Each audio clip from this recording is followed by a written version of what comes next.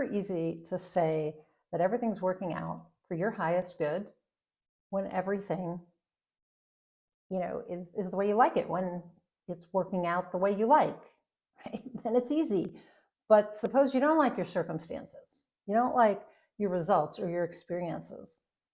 In that case, if you say, this isn't working out for my highest good, what the heck, you're contradicting your beliefs. It's an inconsistent thought process. Either it's all working out for your highest good all the time, or none of the time. It can't be any other way. So either the universe has your back all the time or never. Either you create your things and results and circumstances every day, or you create nothing, which means life is out of your hands, right? You're not the creator of yourself and your life. It's either one way or the other. It cannot be both. So this is really about laws of the universe, right? Or metaphysical laws. Let's say you believe that everything is happening for your highest good, and then something unwanted happens, like you lose your job, or you break your ankle like I did, or you get dumped by your significant other, and you claim that that was not for your highest good. You're actually negating your belief. You're claiming the law only works some of the time, but a spiritual or metaphysical or natural law, physical law, works all the time, all the time. So if you take gravity, for example, if gravity only worked some of the time we'd be floating around in air, right? Or our furniture would be floating, or, whatever, right? The apple wouldn't fall down to the ground, it would fall up. That's not how it works, right? Gravity works all the time. A law is a law. It's how something works all of the time.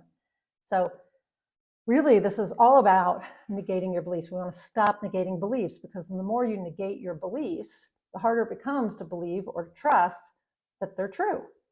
And beliefs impact so much of what you create. I mean, our beliefs are created by repeated thoughts. So the more often you repeat a thought, the faster you'll have a belief. And thoughts are creative. They have an energy. They've studied it in the brain. Thoughts actually, create an energy in the brain. And you've probably heard where your thoughts go, you go, right? And where your attention goes, energy flows. And what you think about is what you bring about. All of that's true, but it's true all the time.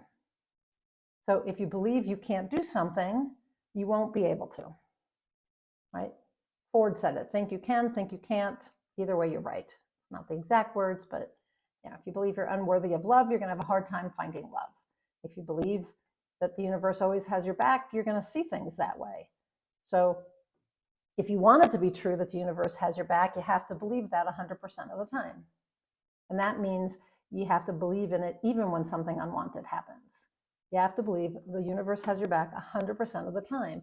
So, when I broke my ankle, I didn't think, oh, this was not for my highest good. The universe doesn't have my back. No, I thought, oh, okay, how can I look at this and see what the message is? Because something in this is for my highest good. And I thought, I'm going in the wrong direction, because I went one way and my ankle went another. And I just thought, this is the universe telling me again to pay attention to what direction I'm taking and where I'm focusing my attention. And so I could see that it was for my highest good.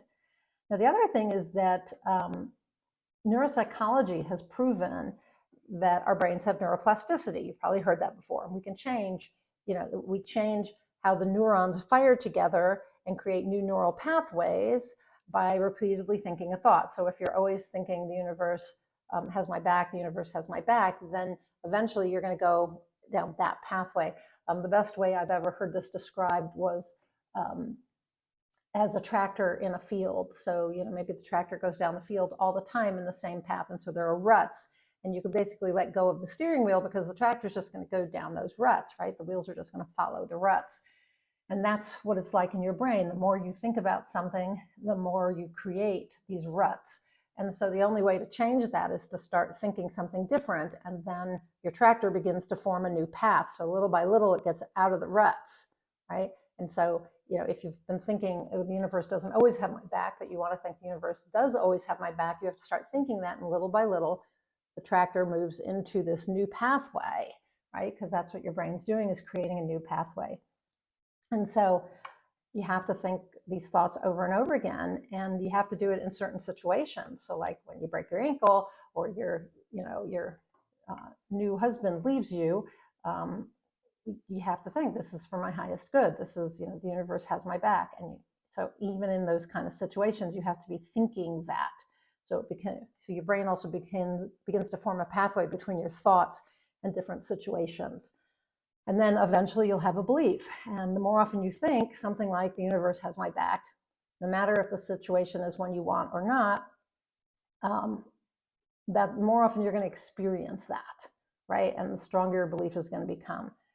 So let's talk a little bit about creation. So I believe that if you created one thing, you can create another. And either you're constantly creating or you're never creating. And I do believe we are creators, and that we create all the time. To me, this is a law.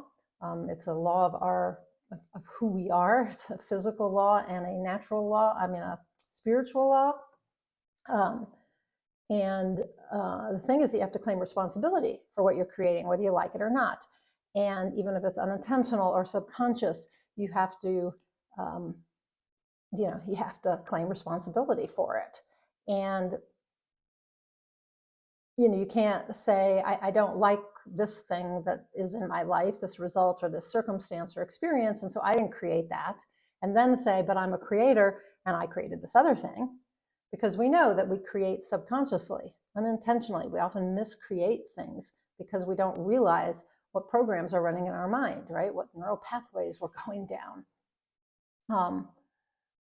So you have to, if you want to change your circumstances, you have to see yourself as a creator and take responsibility, not blame something outside yourself for creating things. Because if you're the creator and you're creating all the time, then you take responsibility, and then you can intentionally create different results in different circumstances. But your beliefs are going to impact your creations. So even if you don't believe you're creating 100% of the time, you can probably get behind the fact that your beliefs impact how you see the world.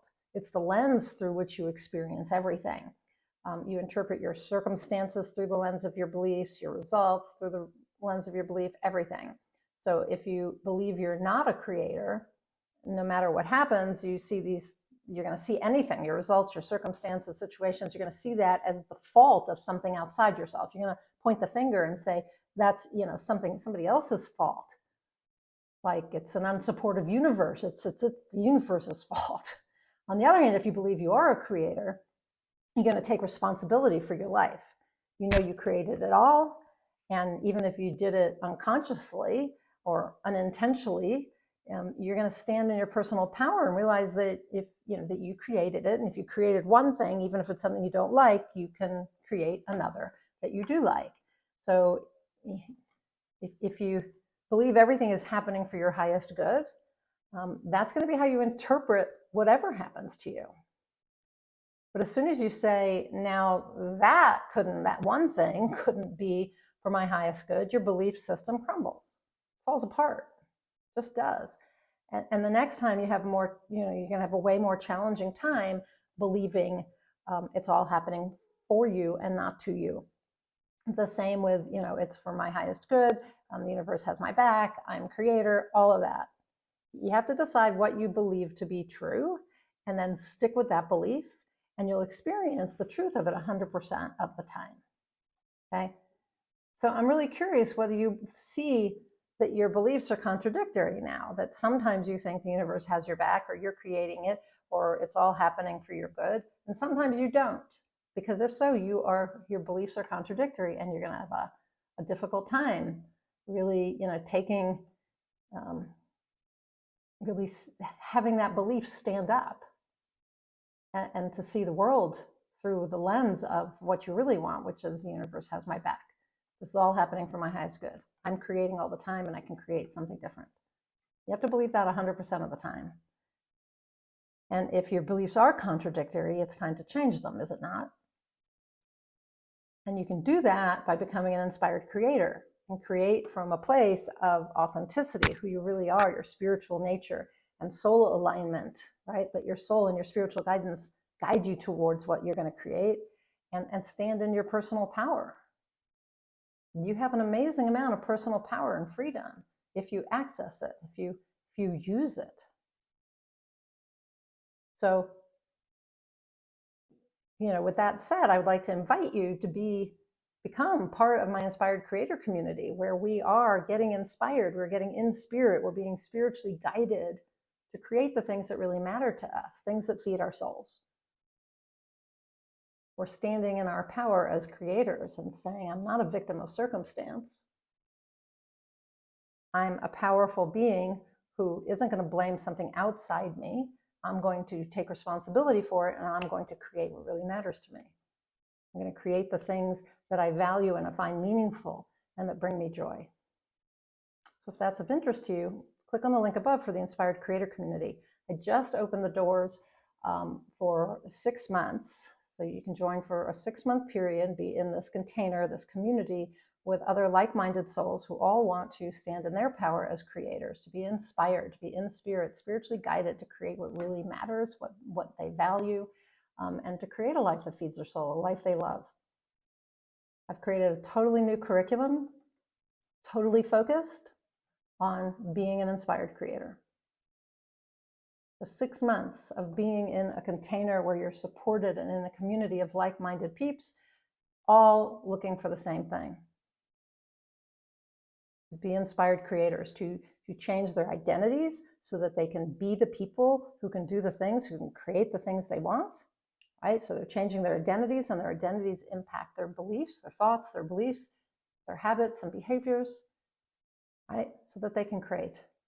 So they can stand in their power as creators. That's what you are, you're a creator. So if that's of interest to you, as I said, click on the link above. The doors are open now. They close on Sunday, March 3rd. So if you're interested, click on the link. If you have questions or concerns about it, please reach out to me. Email me at nina@ninaamir.com, or you can comment here. I'll watch the comments over the weekend. And we can get on a call and we can talk about the program and whether it's right for you. But don't let things like time and I don't have enough time, like lack thoughts, lack beliefs. I don't have enough time. I don't have enough money. I don't have enough energy. I'm too overwhelmed already, too overcommitted. It's not the right time. Don't let those kind of reasons, or really excuses, but reasons stop you from joining the Inspired Creator community right now. I don't know when I'll open the doors again. I don't know what the price will be at that point. So this is the time to get in. And, you want to, all those thoughts of, I don't have enough time, money, energy, whatever, that's all coming from your brain. It's not coming from your intuition. It's not coming from your soul. Listen to your intuition. Listen to your soul. And if it's saying, this is something for you, click on the link above, and there's one below, and join the Inspired Creator community. I just did a masterclass, a 3-day masterclass. I'm going to put the link to that below also, so that you can listen to the masterclass. It was called Create What Really Matters to You. And in the last video, I talk about the Inspired Creator community and what's new. But also on the same replay page, you can see there's a video where I talk about the program, and then there's some copy underneath it that'll explain everything. But anyway, I would be honored for you to join the Inspired Creator community with me and the other like-minded people, all of us wanting to step into being inspired creators and live a life that feeds our soul. Yeah, this is my journey too.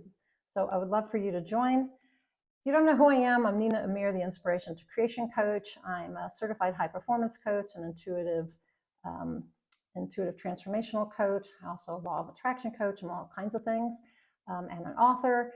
And